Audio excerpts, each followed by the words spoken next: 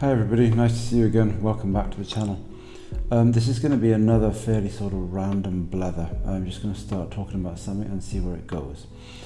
A couple of years ago, I, for reasons that kind of escape me now, was getting into the idea of studying French. Why?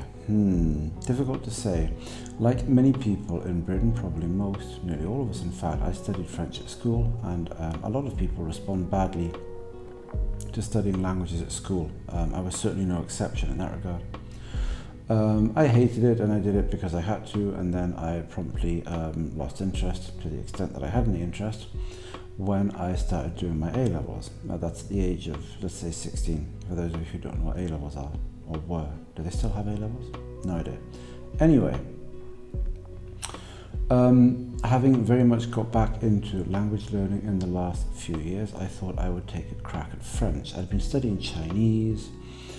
I'd worked on it, given it up, worked on it, given it up, thought it was too much time and effort, and I thought that I'd like to study something, but that I wanted it to be a bit more accessible, and French would certainly fit the bill in principle. It's similar to English anyway. I'd studied it at school. My Spanish is reasonably good, and French and Spanish are very similar to each other, etc., etc. So anyway, I thought I'd give it a crack, and I think I did this twice. First time I studied it an hour or two a day for who knows the best part of 2 months, and then quit. And then maybe 6 months later I tried again and quit after a single month and just completely lost interest in it.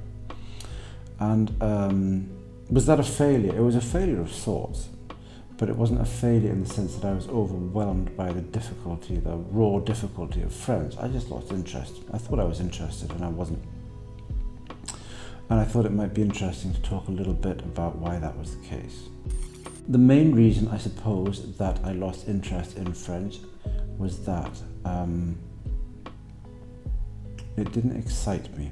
When a language is quite similar to some language that you already know, if you have my sort of brain, my sort of mindset, that means that the language is not going to be very interesting, because the interest in language learning is trying to crack some new problem, trying to solve some new puzzle, right? When you study something that's very alien, Japanese and Chinese certainly qualify, and in many respects Russian qualifies as well. You realize that you're up against something new. It's like a puzzle. It's like a new type of crossword puzzle, or a new Sudoku, or whatever they're called. It's something that makes you think, whoa, what's this? I've never seen this before, never engaged with this before. Let's take a crack at this. The difference, of course, is that it takes years to crack it properly, not whatever, 30 minutes or an hour, which is more or less, I suppose, what a crossword puzzle would take. Anyway, that to one side. French seemed a bit boring. I was interested in the pronunciation and the phonetics and the phonology, but that is not a good enough reason to hammer on with the language for month after month after month to try and get good at it. And I think that is the first reason, and perhaps the main reason, why French slipped by the wayside. The second reason that I lost interest in French, I think, is that it's not the most exotic language, is it? From the perspective of a Brit or an English speaker. And I had some sort of sense that my abilities with Japanese, Russian, and perhaps in the future Chinese would allow me to create career-related opportunities, work-related opportunities, money-making opportunities that French wouldn't. There is, after all, such a thing as supply and demand in any sort of marketplace. And there's a great supply of people who understand French and who can explain it from the perspective of an English speaker. And the fact that there's quite a lot of demand for French wouldn't fully compensate for that. What I mean is that I knew that if I could get good at Chinese, then that would create different opportunities, because there's quite a lot of demand for Chinese. Obviously it's an important language, but there are relatively few people who are native English speakers, or certainly the speakers of European languages, who can engage with Chinese, speak it, read it, understand it, explain its grammar, explain its phonetics and phonology, etc. So Chinese was much more appealing in that regard, and French, to be honest, was not appealing. I think that's the second reason that I lost interest. The third reason that I lost interest in French, despite the fact that it would be much easier to learn French to some sort of upper intermediate level than Chinese, was that, and this is an interesting one. I've never quite pinned this one down in my head. I've never quite figured out exactly what's going on with it. But I studied French at school, and although I disliked it, you learn quite a lot just by virtue of sitting in a classroom, right, for whatever it was, 5 years, something like that.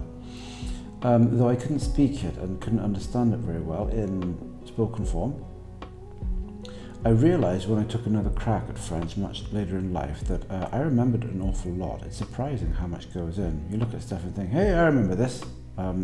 It's amazing. It's quite amazing. That is very helpful. I could actually understand French spoken slowly and carefully when I understood the context, surprisingly easily, pretty much right from the get-go. That was a great surprise. Obviously my Spanish helped there, but I had quite a lot of French in my head, and that helped, but it also undercut my motivation, because there's something exciting and challenging about studying something new, something that you're studying from scratch, something that you had never had any previous exposure to, something that you had chosen purely for yourself. I had this semi-digested, somewhat decent but not particularly good understanding of what French was and how it worked, and I found that that got in the way.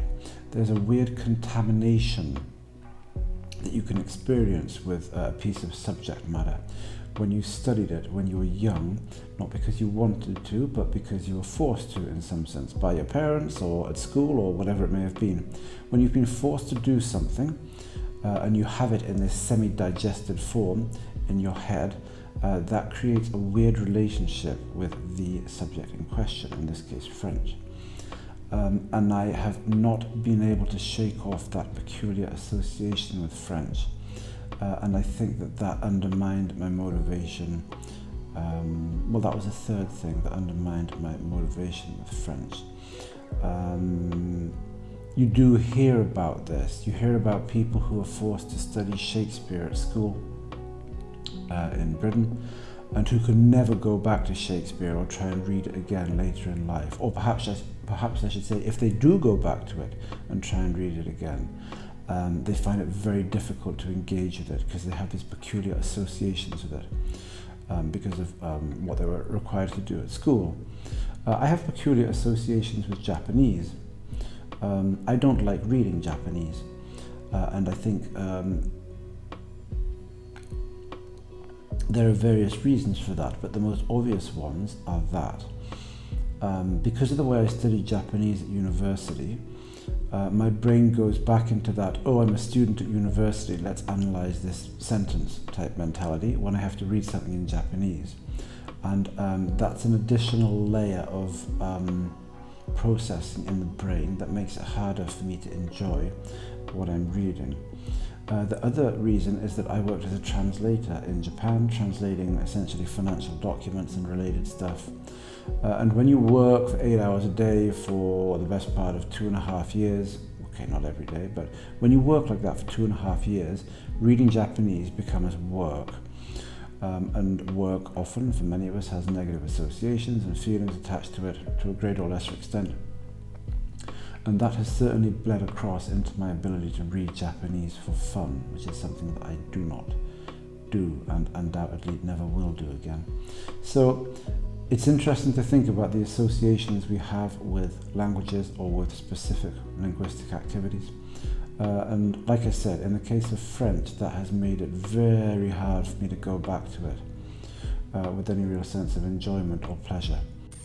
I would be able to learn French, I think, quite quickly and quite well if I had a strong, practical, real-world incentive to do so. But as things stand, I don't. And I don't imagine that I will go back to French ever again. That's it for today. This was just a quick blather.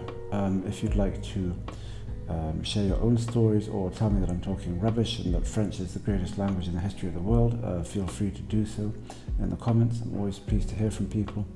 That's basically it. I'm sure I will be back very soon. Have a nice day, evening, morning, whatever it happens to be, wherever you are. And ciao ciao, bye bye.